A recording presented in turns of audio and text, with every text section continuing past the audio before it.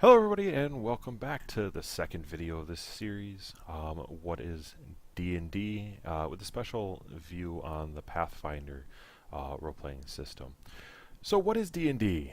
D&D is a group of nerds with high nasally pitched voices throwing dice around, screaming at each other about rules in the dark and with someone's basement, with their mom making sandwiches upstairs for them all. No, not entirely. Not at all, actually. That would be false. Only about 90% of that was correct. I don't, in fact, live in my mother's basement. No.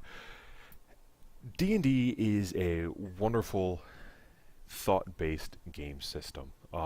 It's the whole idea behind it is using your mind to create a world. As a dungeon master, I get to create and design worlds that I get to tell you and talk to you about. And one of the best ways for me to really tell you guys what D&D is to run a quick scenario. So we're going to do this. You're going to imagine that you are a barbarian. And I'm coming up with this on the spot. So you're a barbarian. You've just entered a small wooden hamlet. Think J.R.R. Tolkien or The Lord of the Rings. You've entered a small human town, and you're a barbarian. So, but you're somewhat civilized. I mean, you haven't come to pillage and plunder, but as you walk in, everyone in the town who sees you kind of runs for cover. So as you enter, you're walking along, and my question as DM to you, the player, would be, okay, so as you enter, all the townsfolk are running. They're not really screaming, but they're grabbing their things and they're taking them all into their houses and they're closing the door. And you can hear shutters closing in the distance, and as word of mouth passes that you're there, the further into the town you go, the less and less people you see. Everybody else is already cleared out until you reach the center of town square. You see the town well. You see a larger, longer building there that you would assume would be the town meeting hall. You see houses scattered around and things of that sort, streets going off from here. But in the exact center of town, in the exact center surrounding the well, you see 5 or 6 well-armed, though rather awkward figures. My question to you would be, what are you going to do?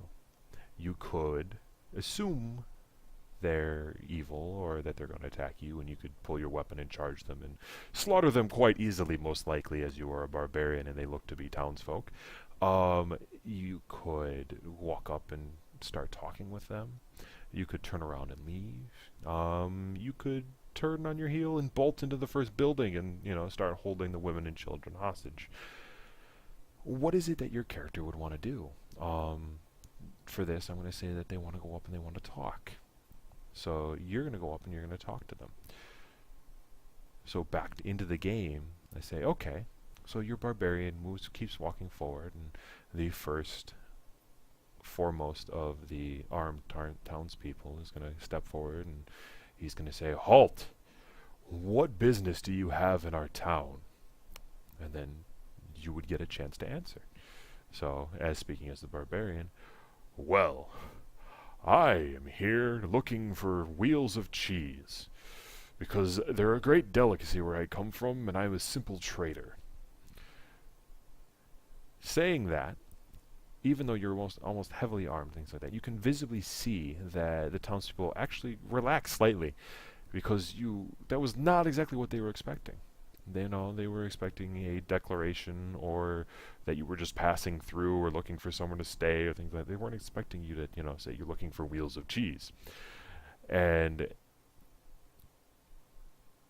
so the main leader of the townspeople is going to sheath his sword, look at you with a kind of a cocked head, and go, well, if that's all you're here for, I'll point you in the direction of the general store, and then we ask that you continue on your way with no ill will, but you make many of our townspeople quite nervous, based on your size as well as the threatening demeanor you kind of have about you. Now you could take that as a player in whatever way you want, but you can either decide to follow him to the general store, wreak vengeance for that ill-conceived diss on you and how you look menacing when you're just a simple trader, or take it as a compliment and go about your business.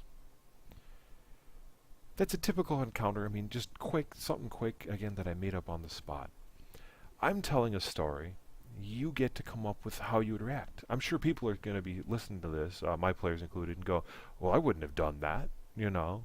I would have, approached very cautiously. I would have drawn my weapon.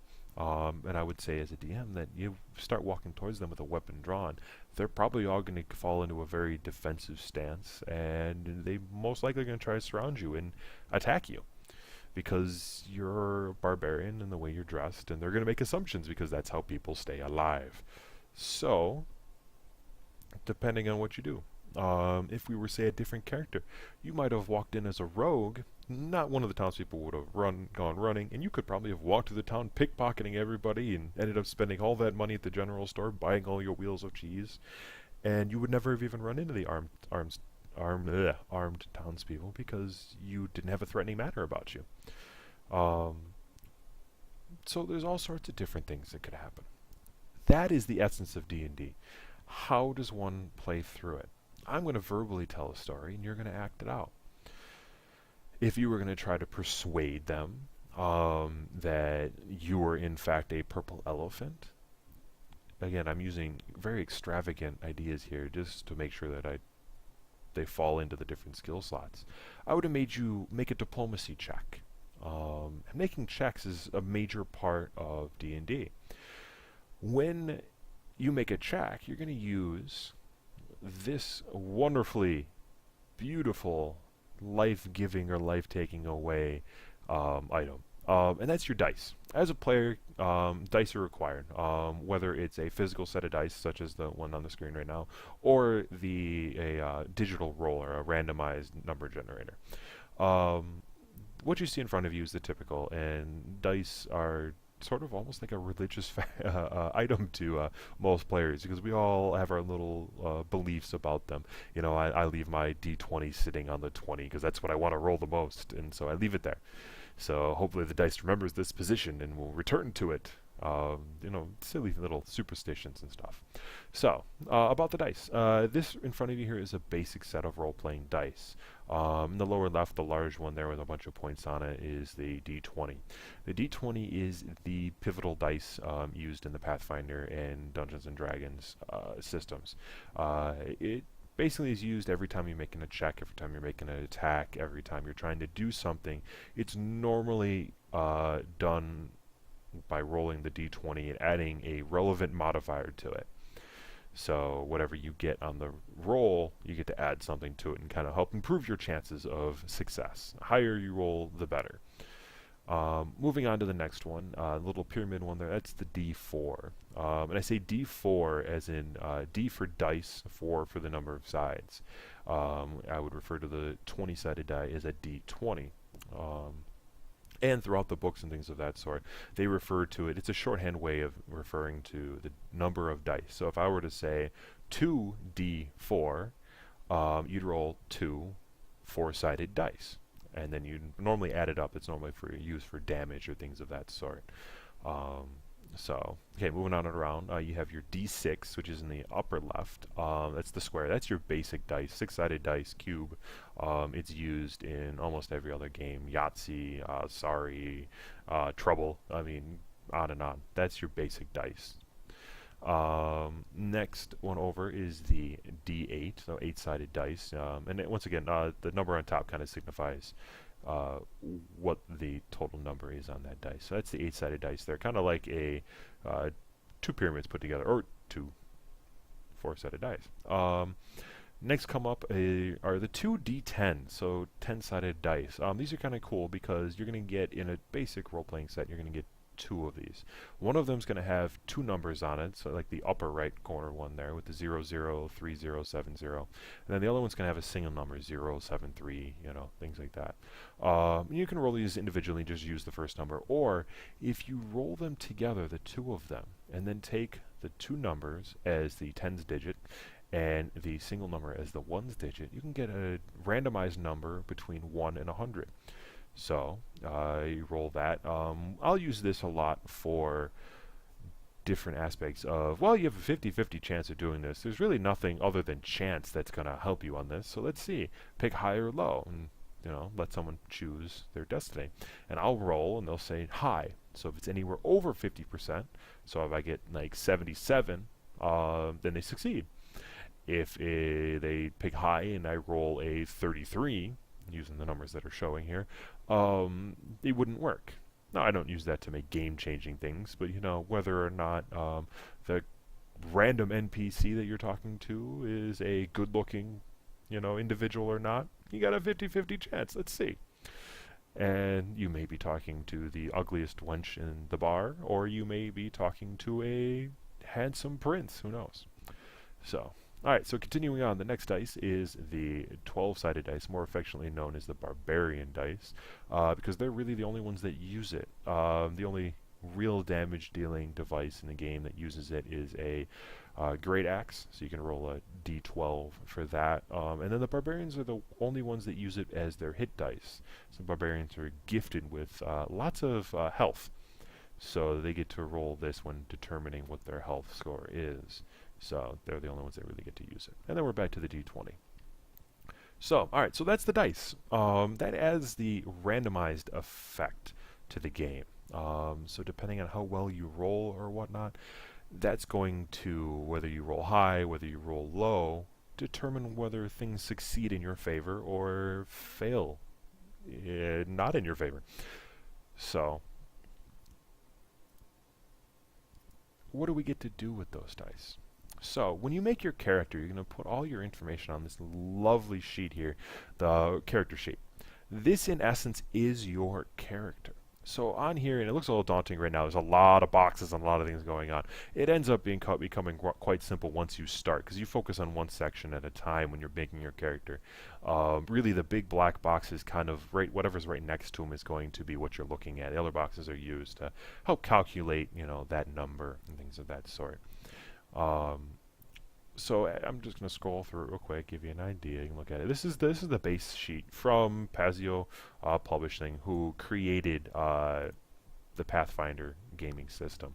So it's very similar to the Dungeons and Dragons 3.5. Basically, what I feel Pathfinder did, Pazio, is they took the Dungeons and Dragons version 3.5 and they improved upon it. They streamlined certain aspects of it. They gave you a few more things. They made it a bit simpler to play without ruining the Dungeons & Dragons experience like Dungeons & Dragons did, in my opinion, with 4th edition. Now, I know a lot of people love it. I do not. I like this. I love all the skills and everything like that, and I love the idea of using the different attacks in certain ways, and I don't like being told how to do things.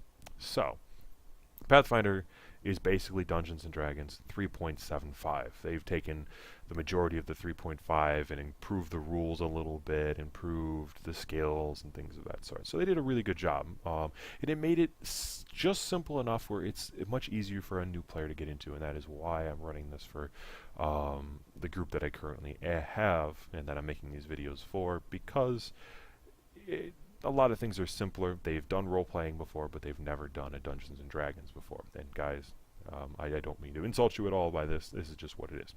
So, when rolling, you're going to add different things, different totals out here to make checks. And we'll go into that more often in the other videos. You'll start to see the different modifiers and things like that. So, just to do a quick example. So, say you're that same barbarian that we were talking about before, and you were going to try to run across a narrowed ledge in a dungeon. Now, the reason you're running is because things are coming from behind you and you know you can't fight them. You're almost dead. It's a bad situation. You're trying to get away. Call it an epic flight of terror, right? So you come to the edge of this extremely bottomless chasm, and there's a small little ledge on the edge there that you can move out on. Now, you have a lot of gear and a lot of things on your back, and you're carrying the chest of loot that you just took from the things that are chasing you, whatever they may be. Um, and so you're looking at this ledge going, I don't know if I can make this. And as a DM, I'm rubbing my hands together, like, I don't know if you can make this either. So what I would have you do is roll an acrobatics check. Acrobatics is equivalent to doing somersaults, being able to walk a tightrope, or in this case, go across a small ledge. So it's based off of your dexterity. How dexterous are you? I mean, having a big bulking body with lots of muscles isn't going to help you walk across a tightrope. So it's based off of your dexterity, which is a base attribute, which again we'll cover in another uh, video here. So your dexterity would be up here, and whatever modifier that is would go in this spot here. We're going to say you have a 10, which is a basic. That's the same dexterity that a basic farmer would have. So you'd get a 0 in here. Now if you would put any skill ranks in here, what you get is you level up, and again, cover that in a different video when we go over skills, as well as any miscellaneous modifiers to it. That would determine whether or not you get a bonus. So we're going to say you did. You put ranks in here. You have a rank of 2. So with a 0 in ability and no miscellaneous, you have just 2 ranks, you'd have a 2 as your total bonus. So you'd get to roll your d20, get a random number, and you'd get to add 2 to it. That would let you be able to either succeed or fail, whether or not you met and beat or did not meet or beat the number that I have decided is the challenge level for getting across this. I being the DM. So I might decide that, yeah, you know what, this level is, it's decently sized, so you need like a 10 or better out of 20, it being kind of the high end.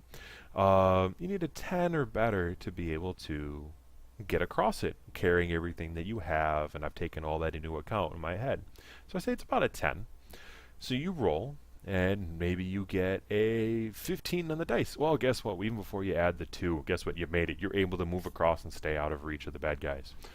But what happens if you roll and you roll really low and you get a 3? Again, that's the random chance here. Well, add your 2, you get a 5. That's still not quite the 10 that you need. So you attempt to go out on it, and you lose your footing. And now I'd give you another choice. You could either drop the chest full of goodies and stabilize yourself, or you could fall and hope to grab on to something else as you fall. It's up to you. Are you going to keep all that gold you have right in your hands, or are you going to save yourself? Well, that would be up to you. And then we'd go from there. And I'd have you make another check if you're going to try to do this or that, and and you'd move on. A lot of D&D is going to be storytelling. So there's going to be checks when it's required. Think of like a quick action in a video game. You're going along a normal path, and suddenly something pops out, and you got to mash E, to get away from it. That's kind of what happens. You're going along, and something happens. All right, now I need to have you make a check to figure it out, and things of that sort. And that's kind of what encompasses Dungeons and Dragons. It's a story that you get to play through. And then as you play through it, you get to roll the dice to decide whether or not you're able to do something that you want to do. The more ranks you put into this, the better you think your character is at doing acrobatics. That's the more ranks you put in there, the better and better they get. So the more often they're going to make that roll to run across that little itty-bitty ledge. If it was a character that wasn't the big, bulky barbarian, maybe it was a little, itty-bitty rogue where they're not wearing much armor, and they're not the ones that are carrying the giant, chest full of gold. They're going to have a much higher, bonus to that roll. And they, even with the rolling a 3, they may still make that roll and be able to run across that ledge. They may make such a high enough one where I say, okay, you beat the 10 by so much. Maybe you got a grand total of, 22. You beat it by so much that you're not only able to go out on that ledge and move at a good pace, you're able to run across it without a worry. And that's kind of the story aspect behind it. And that's my job as a DM, is to make sure that that story is one that you're enjoying, as well as to police you guys, the players, and make sure that what you're doing isn't making it not be fun for all the other players. You may be having the time of your life with a character who does nothing but jump into windows every chance he gets. He leaves the room via the window. And it causes problems for other characters, and it's not fun, and it ruins the theme of the series for it. You know, if you're a barbarian who always dives out a window, okay, well that can be fun once or twice, but then when you're doing it and landing in the moat and stuff like that of the castle, it ends up becoming tiresome for all the other characters. You might be having a blast, but we as DMs have to make sure that every single person around this table is having a really good time and enjoying it. So there may be a sudden phobia of falling glass for your character who likes to jump out windows. You know, maybe they had a traumatic experience all of a sudden, and so kind of makes them stop wanting to do that. Because we don't want to smash your fun, but we got to make sure everybody's having fun. So that's the basis for D&D, for Dungeons and Dragons. That's kind of what it is. It's a story that you get to play through. Again, you guys got to see a quick little scenario I made up on the spot, ad-libbing through it to kind of give you guys an idea, as well as went through some of the dice, and so just one or two examples of rolls and things of that sort. And again, you're going to get so much more of that as you continue watching these videos. So we're going to go on to the next video, which is going to deal with character concept. So before you ever fill in anything on this sheet, we're going to figure out what you think your character is. So you're going to think, all right, am I going to make a, acrobatic character? Or am I going to make a big old strong barbarian, and backstory and all that good stuff? So we're going to cover that next. All right, so I will see you guys, without further ado, in the next video. Bye.